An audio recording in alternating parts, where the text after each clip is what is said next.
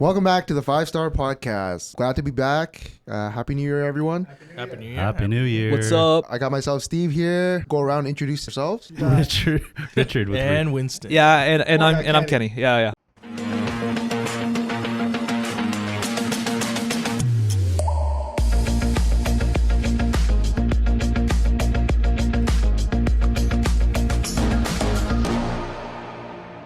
So, first order. Okay, what are we focused on today? We're going to be recapping last year, 2025, and we're going to roll into some predictions for outlook for this year. Okay, all right. Right?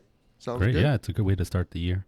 Yeah. Recap 2025, right? And let's talk a little projections. Great too, year, right? 2025, right? Great year. Well, define great. Well, Record breaking. How great do you want?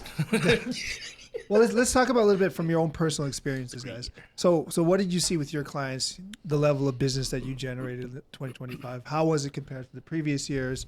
What do you think? I can start off. I would say 2025 was probably like one of my worst years. Almost comparable to the 08. I mean, that was a long time ago, but yeah. it's pretty- comparable to what? To 08. 2008. Yeah. Oh, I see. Yeah. In terms of like buyer confidence, sellers, basically the level of activity, I would say is very similar from my experience at least. Yeah. Yeah, definitely. The market has shifted. I'm noticing that too. Obviously, we're all feeling the same way. Like I feel like the market is now a normal market. Well, how was your experience though last year?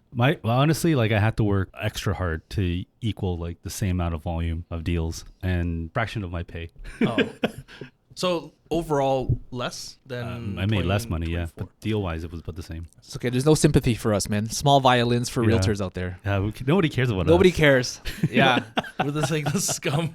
No, I mean, would you say like it's a balanced market or like a slow I would say, market? okay, so it's a normal market now. I personally feel that, where people aren't just buying because they want to buy, or they're selling because, I want to make more money or I want to capitalize the gains I had. It's more like if they have a need, they're going to buy. If they have a need, they're going to sell. You know, in our previous podcast, we mentioned about stock market, and there is a shift. I think people see some opportunities with the stock market versus a slower market in real estate.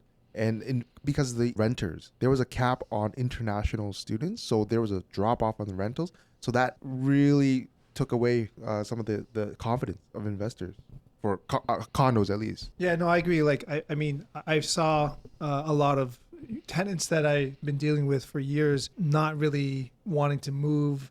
Actually, some of them were asking for a reduction in their rents from their landlords.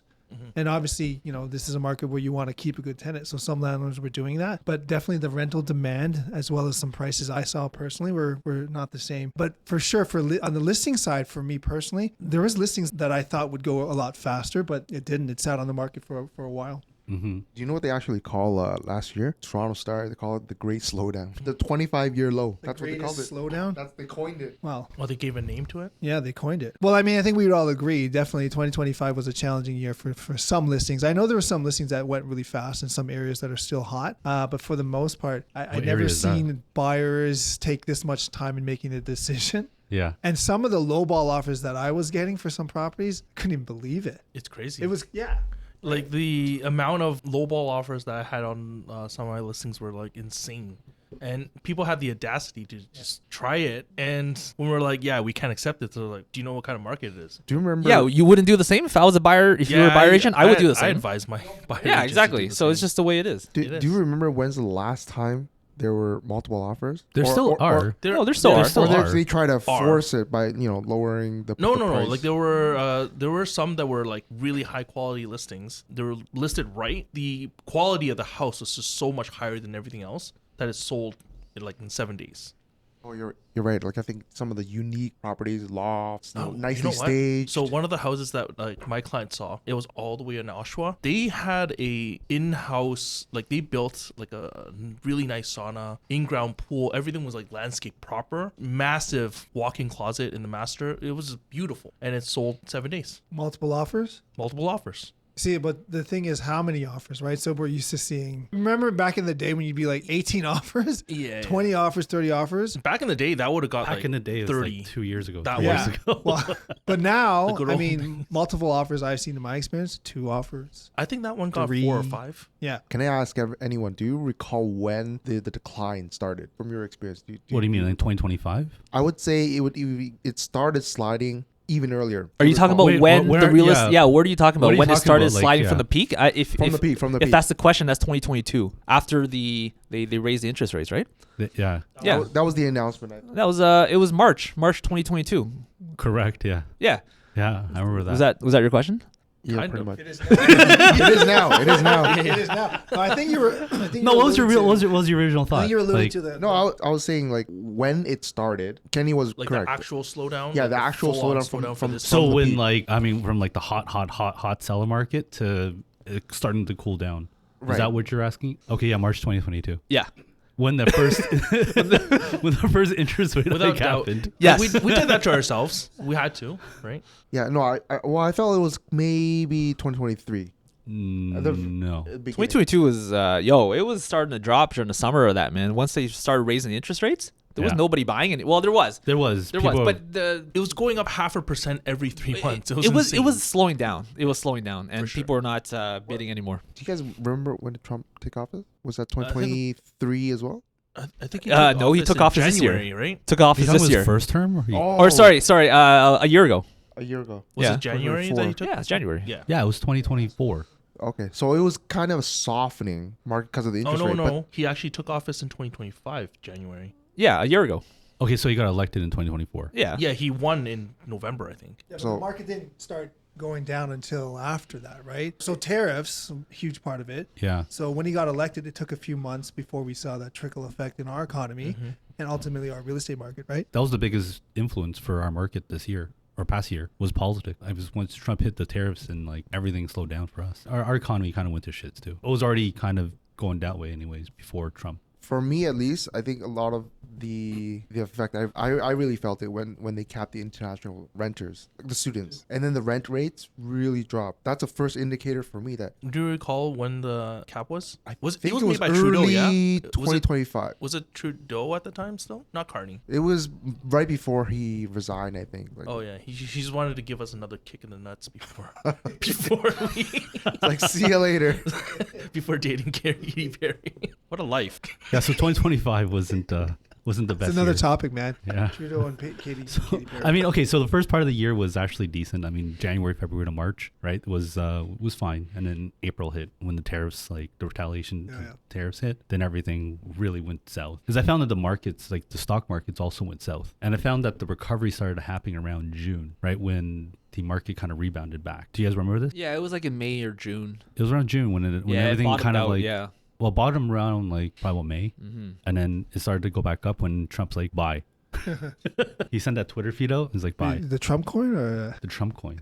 Oh my god. Yeah, but and after June, I found that the market slowly started to pick up again, right? And that's when the condo market also like recovered a little bit. It started to a lot more activity was happening around June, right? It was just Even though you say recovery, but it's still very slow in general. yeah. I mean, we went to about 9 months of supply, 10 months of supply, depending on the area. It was about 11 months of supply. I mean, okay, so just what people may not understand is how we measure our market is based on month of supply. So 1 to 3 months is what we call a seller's market, right? So obviously if it's about 1 month of supply, then like we're going to see a lot of multiple offers, right? If it's around the 3 months of supply, then we're going to see a little bit less, multiple offers, but there's still a lot of people that's interested in buying. Between 3 and 6 months, that's a balanced market, right? And anything over 6 months is a buyer's market. Obviously the higher the buyer's market, months of supply, obviously the more desperate people are willing to sell. I'm sure most people don't really know this metric, but how do we even measure the amount of months of inventory? It's a very simple calculation. Is what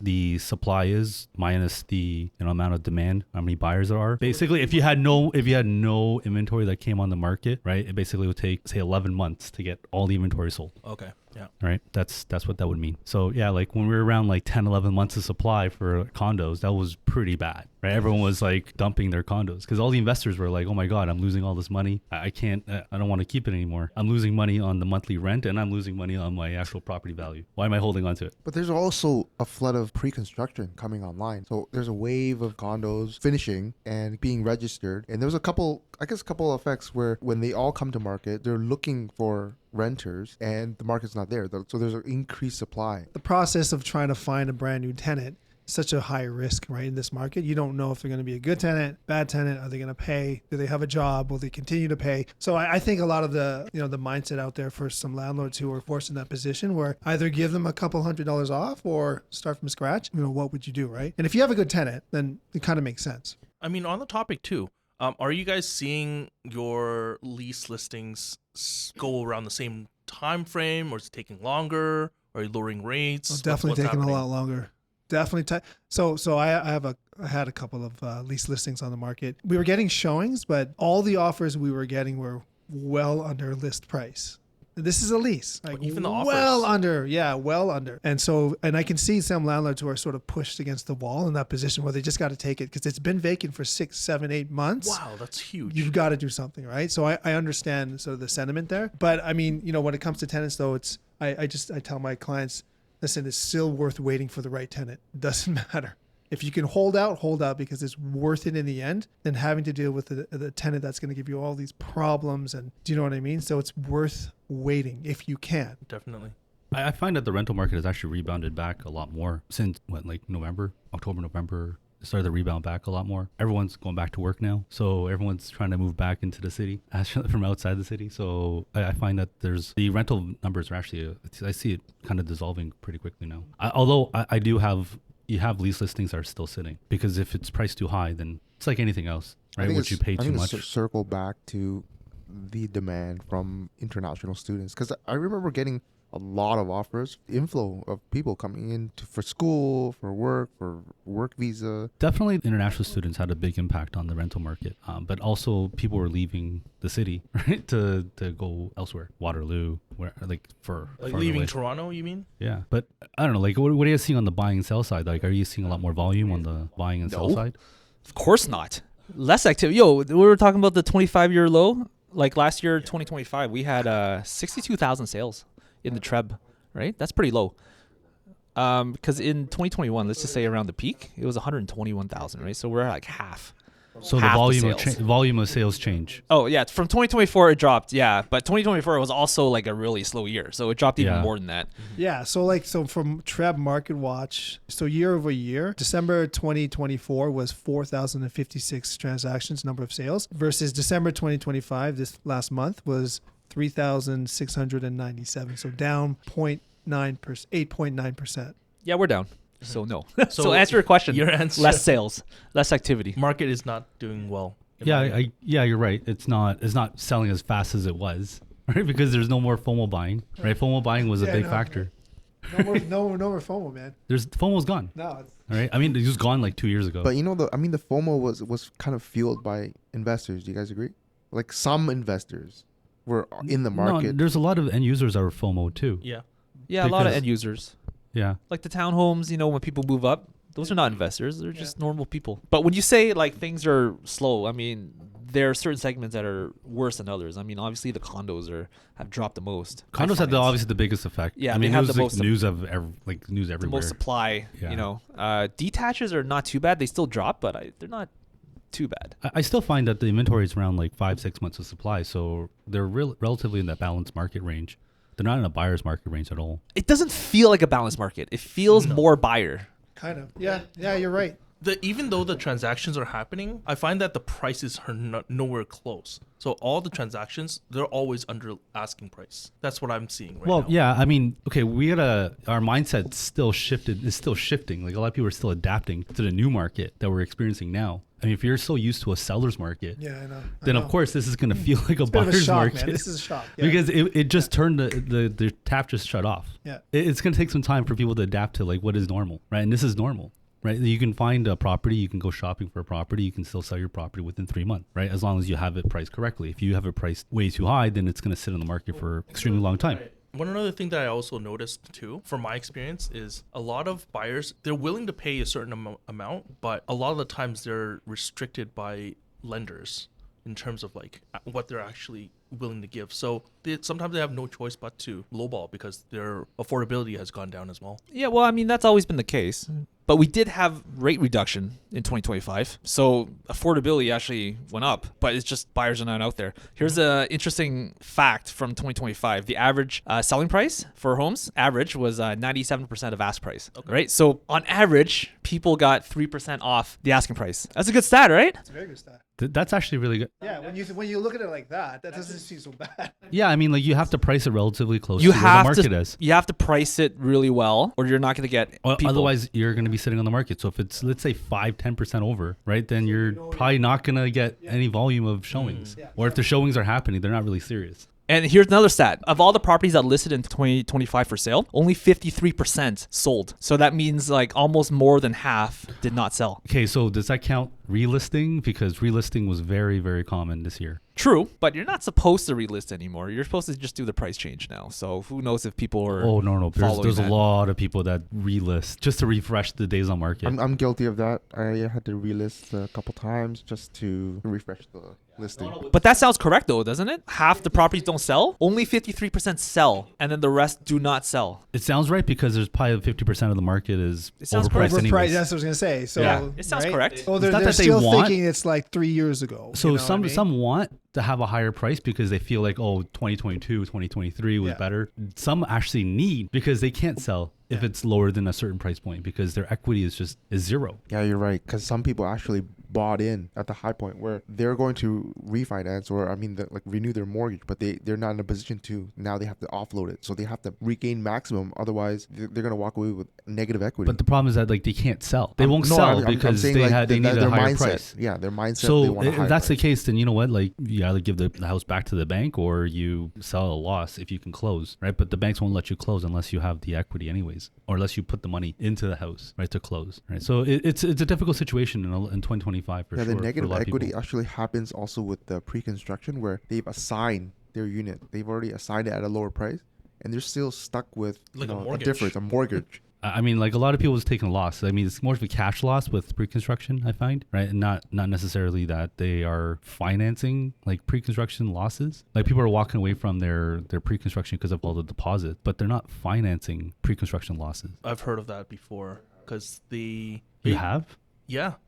So let's say they bought it for 7, they had to sell for 6 because no one's buying Okay, it. that's different. I mean, you're talking about pre-construction closing. Yeah, so they had to assign it for 600. So they're They're $100,000 taking a loss. loss. I know. I see what you're saying. Yeah. And then, of course, they're going to lose their deposit. But now the builder's suing them back for losing $100K, and then they have to get a mortgage for that $100K to pay back the builder. How would they get a mortgage on a property that they don't have? Yeah, that's the really messed So up the part. banks can't even give you a mortgage because there's no collateral. It was on the news. Huh. There's this one guy that Unless they bought- took some kind of line of credit or some kind of major loan, but it was they had to take a loan to pay back. It's Yeah, I not. think- It's not I- a mortgage Yeah, for I think sure. I think the term is some sort of loan. It's not a mortgage. Yeah. But it's just they're on the hook for the difference. Yeah, from the court order. Okay. Well, I guess that makes. If you get a personal loan, then that makes sense. It's not super common, but it does happen. Yeah, pre-construction was a big problem this year. A lot of lawyers, when you talk to them, they complain nothing about like defaulting on pre-construction right now, and builders are not willing to budge on anything at this point. You know what? Even projects in 2025, there was 18 of them that went into a receivership. They got canceled. 18 got canceled. 20 are in receivership. Actually, that was the biggest shift too. I mean, that's a good point there because you're talking about buildings can't sell, right? Because nobody's buying them. But a lot of the buildings are actually being converted into rental buildings, right? In fact, some of these builders, they have land and they started building, and now they're like, okay, well, you know what? Let's just partner up with the government. Let's make this subsidized housing, right? Like that's what's happening right now. Well, we need housing. That's for sure. Purpose-built rentals could work in certain areas. It's gonna be subsidized. Like they're gonna look at their income and give you your rent is gonna be 30% of your overall income. I mean, back in the day, like in 1990s, like with subsidized housing downtown Regent Park, that was the case, right? Yeah. So I think it's just going back to, but now it's condo style, not like townhomes. No, but some of these purpose-built rentals, they look really nice. They You do. wouldn't No, even no, know. oh my You God. see it from the outside, you're like, that's a beautiful. So condo. when I talk to these construction guys, they're like, "Yo, these things are better than my Yeah. condo units. beautiful. Man. They look better than mine." And Yeah. like, dude, I can't believe they're getting it at like a cheap price at $1,100 a month or something. For some of these subsidized housing, they really deteriorate really fast. Lifestyle wise, I've seen it happen with the Regent Park one. Some of the subsidized like townhomes, I don't feel real safe. I'm not sure if you guys know this. For these purpose-built rentals, if they're ruined, if they need work, who actually pays for the fix? Is it the taxpayers? Who pays for Good it? question. I don't know if you guys know. I'm just throwing it out there because I don't know myself. Because someone's paying for it, but who? Let's move along, guys. We've got to address the elephant in the room, Bill 60. You want to dive into that? Okay, well, anyways, Bill C-60, if you guys don't know what Bill C-60 is, Doug Ford had introduced this new bill passed. It's called Fighting Delays, Building Faster Act, right? That's Bill C-60. Most of the people don't really know, but the Bill C-60 is actually a much bigger bill than what everybody's talking about, which is basically the landlord-tenant section of it all, because that's what matters most to the public. So we're just going to quickly highlight that because that's the biggest change that happened last year in terms of law, right? So Bill C-60, I mean, before what happened was just before and after, just so you guys understand what it is. So like before Bill C-60, if you didn't pay your rent, you had 14 days to catch up on your rent before they can serve you notice of eviction. After Bill C-60, it's 7 days. So it's not a big difference at all. Yeah, that's not that big of a difference. So raising issues at the hearing. So a lot of landlords or a lot of tenants, they'll say like at the hearing, they'll wait until the hearing before they complain about like, okay, I didn't pay my rent because, oh, my furnace wasn't working, or there was a leak in the window that wasn't fixed. I addressed this many times, right? And they didn't actually do anything about it. So now if they want to bring that issue up, they got to pay 50% of the actual issue. In arrears. So if you pay 50%, I think you have to pay 50% of your rent. The rent owed. 50% of the arrears. The arrears, the yeah. amount that's The arrears, yeah. So 50% of their arrears. So if they're 3 months behind, that's 1.5 months of rent that they had to pay up right before they can even bring that issue up into court. It was just like it was an issue, so then they just kind of wash it, and then like they restart the So process at least the again. landlord has a little bit of protection right now, a cushion financially to tie him over, hopefully until the hearing is done, right? Yeah. Do you remember how a lot of people were using the excuse of, okay, well, I'm going to take the unit back because my son needs it, or, we need to take back the unit Or because we need to renovations or move something it. like that. Yeah, the renovation. I think they Renovations. changed that often. Like they changed that a lot right now. I think Olivia Chow has done something with that anyways. I don't know what the specifics are, but in this case here, when they actually have to say, oh, I need to take the unit back for personal use or for whatever, they need to compensate you 1 month. They have to give them 2 months of notice, and they compensate you 1 month of rent. But now after Bill C-60, if they give you 4 months notice, then they don't have to compensate you at all. 4 months. And then when you get an actual order after the landlord tenant board like gives you an order, says, okay, you know what, you're fine, you're dismissed. Instead of having to wait 30 days to file an appeal, you can now file the appeal after 15 days. But based on all the changes, I mean, everyone's so scared that, oh my God, it's so much easier to evict tenants now. It really hasn't changed anything, right? Because the biggest problem with landlord tenant board is that delay in waiting for the court hearing timeline. It's about 6 to 8 months of waiting. Although they've increased the amount of adjudicators right now to like resolve a lot of the cases, they can move that faster. And if they can resolve that down to like 1 month, then I think a lot of the problems with the landlord tenant issues would be resolved too. So do you think all these changes are for tenants or for landlords? Well, it's definitely for landlords. It's just hasn't changed much. Like, do you really, I mean, honestly, like 14 days versus 7 days of waiting to give you a notice. You still gotta wait 6 to 8 months after you give notice. You get a week off. Like, a week difference. Right? Like, how's that going to change anything? They're fair changes. I mean, They're it makes I mean, sense. they're progression to making it more balanced in terms of fairness towards the landlord. Yeah, I think it's a step in the right direction. Yeah, it's just one step. It's nothing major. I mean, I don't know why people are crying. Well, unless they're the ones that are not paying rent. I don't know. I guess. One of the provisions you mentioned, that the name itself for Bill 60 is speeding up development, right? That's what the bill is called, is faster development, because there's a lot of red tape to get developments through, right? And there's a lot more details within the Bill C-60. It's a really big bill, but it's just this one small section that everybody's talking about because that's what affects the public most. You know what? Like, I mean, it makes a big difference too. Just like overall, anything that helps landlords is because landlords were really just kind of kicked to the curb for the longest time. Like you were kind of screwed. Now it's like first step in many steps to kind of balancing the power between the landlord and tenant, because landlords really had no power before. No, at all. you listen. You're absolutely right. The Landlord Tenant Act was really generally designed for the benefit of the tenant. It still is. But you're right. There's steps that we need to reform in order to shift that power, that balance of power to an even playing field for landlords. There are good landlords and there are good tenants, but ultimately someone's going to get screwed in this process, right? Yeah. And so who's still on the hook? The landlord still has to pay their mortgage, property taxes, and all any these overhead things, expenses they have with the property. Regardless if you have a good or bad tenant, Yeah. the landlord's still liable, right? Like, I mean, I absolutely So- understand. Like the tenants needed their protection and against the big corporations where they have money to burn and they have money to like play around with this. Of course, they need that protection, but what's really affected is the individual mom and pop kind of landlord, right? No, it's Like you can't. it's a good point because there should be a differentiation, to be honest, between landlords. Like landlords that own unit, maybe 6 units or more, 10 units or more, they should be Different category. different category, like segmented. I don't know. Okay, I don't know if that's any different than 1 versus 10. If it's a single family resident property, the cash flow of it is still negative. So if you have 10 of them and you're losing negative 10 times, then it's still going to affect you just the same as 1. If you have, let's say, a building of like 30 and your cash flow is positive and 1, 2, maybe 5 are not paying rent, you feel it, but you don't feel it. Like it doesn't hurt you at the end of the day. But if it's negative 10, like condos, I mean, if you're an individual owner, owning 10 units is a problem in itself too. So I think like they should really separate the individual homeowners versus corporations. I think the math is still the same though. If it's negative, it's negative. No. I agree with the math and the financials. Like that's the But same you're saying point. it won't hurt. It won't hurt the corporations. No, what I'm saying. My point is differentiating between corporation and individual from the perspective of the tenants. They can be both slumlords, but in terms of like repair and services. So an individual owner or landlord, they can respond to changes or upgrades or repairs much faster than a corporation, because some of the larger corporations, they really don't care. I disagree with that because they have a whole business model built around it, meaning that they have their teams already in place.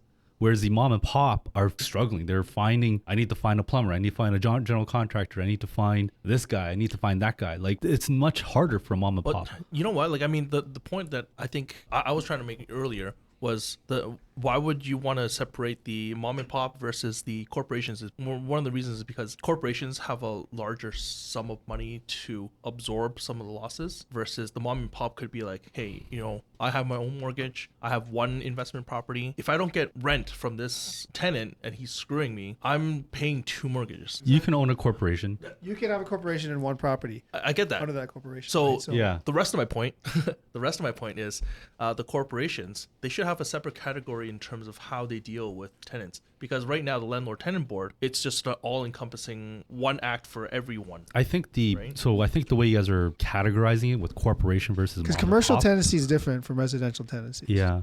Completely different, right? I think what you guys need to differentiate here is not mom and pop versus corporation. It's more about single family versus multi-residential property. Okay, because single families, the math still is negative. Like you need to have multiple units rented to make a profit or make any kind of cash flow in our market today. So the argument of corporation versus mom and pop doesn't make any sense, because a corporation can own 3 properties that are losing money every month. It doesn't make a difference. It's still going to hurt their pocket if the tenants don't make rent, right? Because they got to inject agree. cash. Yeah, it's a good point. It's like single versus multi. That's true. Yeah, that's probably the better way to differentiate it. Yeah, I guess so. It's just at the end of the day, I think the board should have their own set of rules. Because like if you can expedite the individual, the corporation. The thing is, right now we're all bogged down to like 6 or 8 months, regardless of whether or not you have 10 properties or you only have 1. Everyone's hurting. I understand that. But like there should be a different separation of category. A tenant is a tenant. A bad tenant is a bad tenant. So what's the solution? To speed up the process. Of course, but hire how? more adjudicators.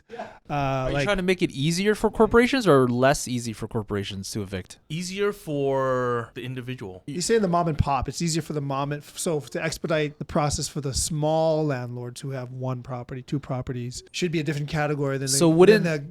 So you're saying the rules should be different. So wouldn't the tenants favor going to lease from corporations? That would give them the advantage, right? Advantage over As a tenant. like not paying? Yeah. So yeah, like a tenant would pay attention now if it's a rent It's a controlled or corporation not. Yeah, exactly. or a Right? landlord. And now it's like, okay, well, if you change that law where, okay, well, if it's a individual mom and pop owned, Yeah. right, you're going to be treated So differently they at may the, say, at the okay, I'm only landlord looking tenant for board. corporation that own these Own properties. Yeah, exactly. And versus so that would change yeah. their mindset when they're looking at properties too. Yep. Yeah, but I honestly, like, I get your point. I mean, your point is that you want to make Yeah, sure no, that I the understand. mom and pop are, making sure they're protected, protected, and yeah. they're going to be covered, or they're not going to have that big loss because they can't stomach it. Yeah, that 1 property is their nest egg, right? Yeah. You know the question I'm getting a lot when I deal with renters? They're asking me, when was the building made, right? Built or occupied, Oh, for sorry. rent Yeah, control. yeah, for it's rent very control. That's common. like the first thing they Yeah. ask Yeah. me. I only want, was it 2018 and after? Or is it before. No, before. Sorry, yeah. November 15th, Yeah. 2018. Yeah, we talked about this before. But I'm getting those questions like, find me a building that is not rent controlled. Yeah. But here's the funny part is that when we work with some tenants, they're like, well, you know what? This building is pretty old. It's pretty dated. It's ugly. And I'm like, well, that's a non-rent controlled. I mean, that's a rent controlled building for you. Yeah. Right? I want this nice and pretty shiny one. I want the new one, but I don't want. I want rent control. It's You can't have both. both. You can't win it all. You can't win it all. It's okay. I mean, like, I get it. You know what I mean? Like, people obviously want the best. You know, they want everything, you know, in their favor. But, Of you know, course. sometimes you have to find that balance. All right, guys. Let's given the time, let's do some predictions. All right, let's move on to 2026. And what's the outlook? How do you guys see the year? How it's going to play out? Go around. Yeah, you know what? I think it's just going to be a gradual improvement from last year. I don't think it's going to be like, you know, huge jumps in appreciation and values. I think it's looking hopeful for an upward trend in real estate, but I think it's going to take some time. So I think 2026 is going to be a little bit slightly better than 2025, but you're not going to see a huge jump in my opinion. I think it's just normal. If you need to buy, you need to sell, you're gonna do it. Get it done. If you're just like, oh, I want to buy, Yeah. like Pick that's a not side. gonna happen. Yeah, it's not gonna happen. Because you know what? They're always worried. Like, honestly, even with first time buyers right now, they're renting, they're comfortable, they want to buy, but they're not gonna buy. Yeah. Right, because they're scared that it hasn't hit the bottom yet. Yeah, they're Right, they waiting want for to wait to the something. bottom. They want to wait for the price to be the bottom. And how are you? Like, here's a question for you, first time buyers. You know, how are you determining what the bottom is? Right, like what identifiers would you be able to say, okay, this is the bottom now? Only when the prices start going up, they're like, "Oh, I missed the boat." Now Okay, the now FOMO hits. everyone's gonna surge into the market. Yeah. Yeah, you can never time the bottom. There's no bottom, honestly. Like right now, the market's gonna stay flat. That's my opinion. It's gonna stay flat. It's a balanced market, so therefore people are gonna buy when they need. It's not all about hype now. The masses they're calmed, right? And that's the bottom line. At least my opinion. What was your take, Win? I think this coming year, the start of 2026 is probably going to be a little bit slow as well. Rate cuts are not going to happen anytime soon, I think. Maybe in the summer or maybe in the fall, we'll see like a slight uptick in terms of activity. Okay. Yeah, 2026, I think it will be better than 2025. It will be more of a recovery. And I'll explain why. Like, it's not just thoughts and prayers. So last year, there's a lot of rate cuts. There was a lot of signal that there'll be further rate cuts, right? So buyers are psychologically thinking, oh, if I wait another 2 months, maybe the rates will drop more and then I'll get a better price, right? That's the bad thing about the signaling further rate drops, right? That's what happened all of last year. That's true. I mean, okay, I've heard that early in the year, the rate cut. Yeah. Right? But really, does the rate cuts have any No, real but that's impact? the psychology though. Yeah. If they're thinking more rate cuts are coming, Yeah. then buyers will wait. They're on the sidelines. So now, but however, in December, the Bank of Canada did say, okay, I think rate cuts are done now. I think we're at a good number and we're going to keep steady. We're at 2%. Yeah, right they're now. holding steady. So They're once holding you keep steady, I think that is indication, okay, well, there's stability now. Yeah. I think we're ready to jump into the market. That's what I think will happen. I agree. I also think so for 2026 it's going to be a gradual recovery. It's also based on some of the interest rate cut, but as people go back to work, because you know how some of your spouses or friends, they're mandated back to go into the office. Companies start hiring again in the spring. The buyer confidence and affordability converge and people will come back to the market. So it's not going to be huge uptick, but volume is going to be better than last year. That's what I'm saying. But right now, so like devil's advocate here, people have been losing jobs. Like big companies are cutting people en masse. That's why buyer confidence is also really low. What's your take on that? Employment is definitely going to be a big factor. I think employment is the key for us to get out of this recession that we're in right now. Till people start to get more employed, then we're gonna Full-time job, not just part. yeah, like and we had- that's the job. I would say the government's job is to try to attract more corporations, more jobs into our market. I think that's what they need to do. I mean, on top of like trying to sell more of our natural resources, right? Because I mean, honestly, like you sell more natural resources, it's automatic, right? You're gonna need to increase your workflow or your work supply. Yeah, it'll increase the industry. Yeah, Demand so more work. it's kind of goes hand in hand. You want to go over some audience questions? Like there's a couple. So we got a question. Is it actually a good time to buy, or is everyone just saying that? It depends. So are you just buying or you have to sell and buy first? Actually, both of them are pretty good. And I'll explain why. Because if you're selling and buying, let's just say you're selling a condo and you got to buy a townhouse, right? In today's market, the gap, from selling your condo to buying a townhouse, let's call that the gap, right? I think it's pretty good good because the clients happen across the board. Let's just say 10%. Let's just make it easy. 10% across the board, everything dropped. Condo, semis, detaches, right? 10% of $1 million is a lot bigger than 10% of a condo, like it's 500,000, right? So if let's just say if your condo was worth 550, but now it's worth 500, drop 10%, right? But that townhouse that you wanted, it was a bigger drop. It was like $1 million. Now it's like what, 900,000? So that gap is much smaller, and your mortgage debt is smaller. So I'd say it's a better time right now to upgrade. Okay, right on. I agree with what you're saying, but I think that if people are needing to buy, like again, like you're not going to buy because I want to upgrade just because I want to upgrade. Like there's going to be a need that they're going to want to upgrade, and they're going to upgrade. Right. Maybe there's a small percentage of the market that I want more luxury because I can afford it now. But I mean, I think that's a very small percentage. What I'm saying now, in the market like today, we're in a slow market. It's better to upgrade now versus when the market is on an uptrend. If you want to sell your condo, instead of 500, you want to sell for 550. Right? Yeah. Oh, you get an extra 50,000. But your townhouse that you wanted went up 100,000. Yeah, that's true. I you get what you're saying. You don't want to chase up. Yeah, I'm not disagreeing with you on that. The type of question that is, like, it depends on who's asking. Yeah, that. it depends on who's asking. Who's asking that question? Exactly. Yeah. Right? Because I think that's where it varies. Yeah. Right? If it's a first-time buyer, hey man, what's stopping you from buying right now? If it's a upsizer or downsizer, it's like, okay, well, what's actually, it doesn't preventing make sense for a downsizer right now. No. Because you're selling for like a bigger loss. It does, because if their housing value is sort of banked into their retirement plan, then the equity is actually decreasing in value at a much higher rate. So you may want to cap out or like get the money out. So it depends. So ask that person, ask a question, more life details. What's your situation? It's too general. So there's another question. My landlord just raised my rent 10%. Should I just buy instead? Why not rent another property? Rent another property that's It's less. better to rent because the rent, again, it depends on when they rented. Yeah. If they Okay, rented fair. last year and they wanted to make a decision this year, rent another property because that similar rental will be going for 10% less than last year. Yeah, depending on what the rental rate that they're paying now, and then what the 10% means. If it's still Yeah. below market value, Yeah, 10% of what? then Right.